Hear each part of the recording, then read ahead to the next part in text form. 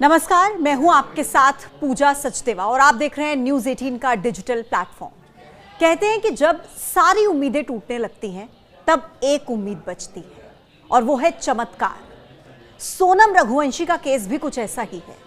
सोनम के परिवार को भी अब चमत्कार पर भरोसा है कि कोई चमत्कार ही उनकी बेटी को सुरक्षित और जल्दी वापस लौटा सकता है और इस चमत्कार के लिए अब वो टोटकों का सहारा ले रहे हैं।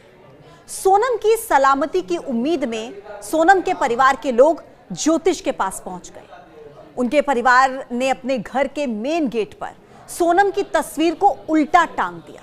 अब आप सोच रहे होंगे कि तस्वीर को उल्टा क्यों टांग दिया। दरअसल एक पारंपरिक मान्यता है कि ऐसा करने से लापता व्यक्ति जल्द ही सुरक्षित वापस लौट आता है। परिवार ने एक ज्योतिष की सलाह पर ऐसा किया। ज्योतिष ने यह भी कहा है कि ये एक तरह का टोटका है। उन्होंने ये भी बताया है कि राजा और सोनम दोनों ही पूर्व दिशा में गए थे और उसी के बाद दोनों लापता हो गए। उन्होंने ये भी बताया कि सोनम के लापता होने में एक महिला का हाथ है। सोनम के पिता का तो यह भी कहना है कि पंडित ने 5 जून को यात्रा के लिए मुहूर्त निकाला था, लेकिन सोनम और राजा बिना बताए 20 मई को ही यात्रा के लिए निकल गए। पंडित के हिसाब से यह यात्रा के लिए शुभ मुहूर्त नहीं था।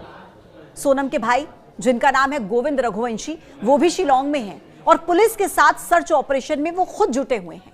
सोनम के भाई का ये कहना है कि मेरी बहन जिंदा है।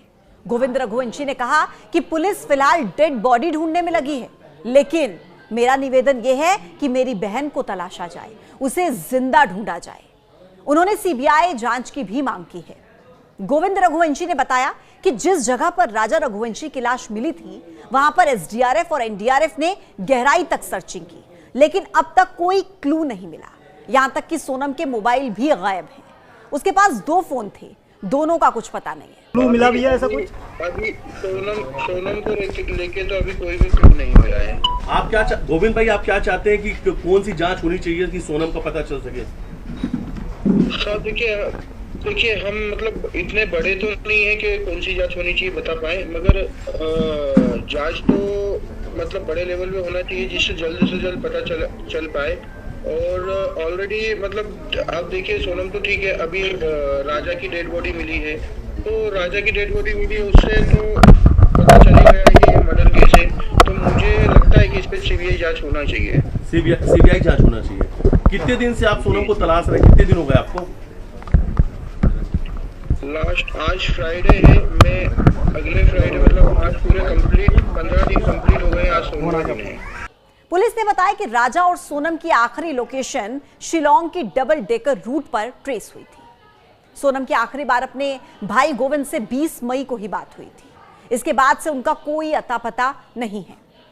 गोविंद का कहना है कि सोनम और राजा की गुवाहाटी जाने की प्लानिंग थी, लेकिन पता नहीं वो शिलांग कैसे पहुंच गए, कब पहुंच गए और किसने उन्हें बताया कि वो शिलांग जा सकते हैं, उन्हें शिलांग जाना चाहिए। उन्होंने तो ऐसा कुछ प्लान बनाया ही नहीं था।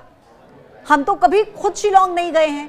उन्होंने कहा कि हाँ, एक बार कामाख्या देवी के दर्शन करने के लिए हम जरूर गए थे, लेकिन हमें तो ये भी नहीं पता था कि ये दोनों शिलांग कैसे पहुंच गए। परिवार के लोगों को रघुवंशी समाज का भी समर्थन मिल रहा है। रघुवंशी समाज ने इस घटना को लेकर नाराजगी जाहिर की है। रघुवंशी समाज ने मामले की सीबीआई से जांच कराने की मांग की है और रघुवंशी समाज के प्रतिनिधियों ने प्रधानमंत्री नरेंद्र मोदी को एक पत्र लिखा, जिसमें सीबीआई जांच कराने, सोनम को सुरक्षित वापसी कराने की उन्होंने मांग की है। कहा है कि अगर 3 दिन में सोनम का पता नहीं लगाया गया तो रघुवंशी समाज के लोग बड़ा आंदोलन करेंगे। ये मामला कई सवाल खड़े कर रहा है। क्या राजा और सोनम को लूटपाट के लिए निशाना बनाया गया? क्या सोनम का अपहरण हुआ जैसा कि परिवार के लोगों का दावा है, या फिर ये एक सुनियोजित साजिश थी?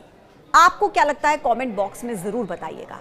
आज के इस वीडियो में इतना ही। फिर होगी मुलाकात एक नए वीडियो के साथ। तब तक के लिए आप देखते रहिए न्यूज़ 18। नमस्कार।